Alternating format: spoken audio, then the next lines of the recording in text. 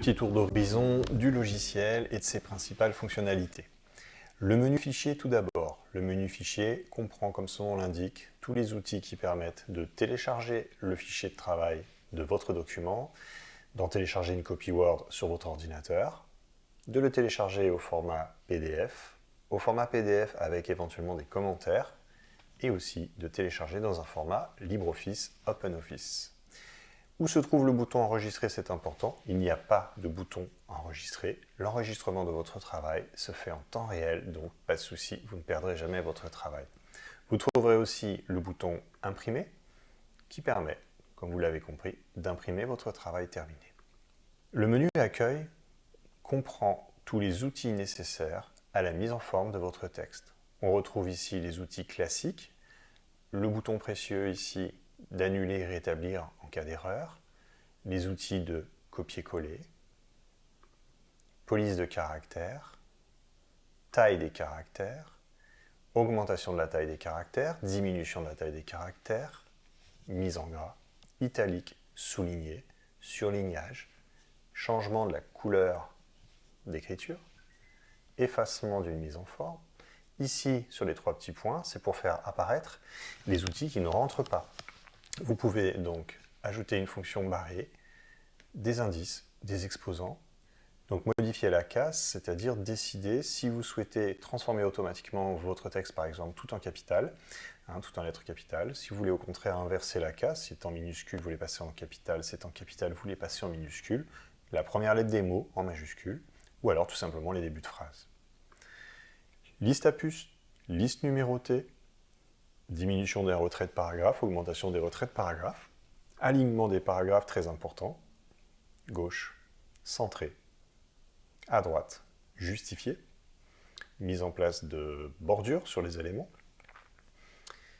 choix des ombrages de paragraphes, menu des styles, que nous verrons plus tard dans un autre tuto, édition de son travail avec la recherche de mots que l'on souhaite remplacer, par exemple, pour corriger. Là encore, trois petits points pour afficher davantage de choses. Changement des interlignes, pour augmenter l'espace entre chaque ligne. Mise en place de retraits spéciaux. Orientation d'un texte de gauche à droite ou de droite à gauche. Afficher ou masquer les éléments de mise en page.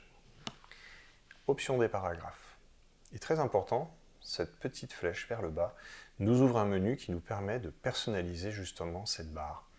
On peut afficher un ruban classique, plus complet, plus petit. On peut même décider que ce ruban se masque automatiquement et qu'il n'apparaisse que quand je passe la souris à proximité du haut de mon écran. Pour ma part, je vais garder cet affichage toujours affiché. Le menu insertion, comme son nom l'indique, permet d'insérer dans votre document de nombreux éléments.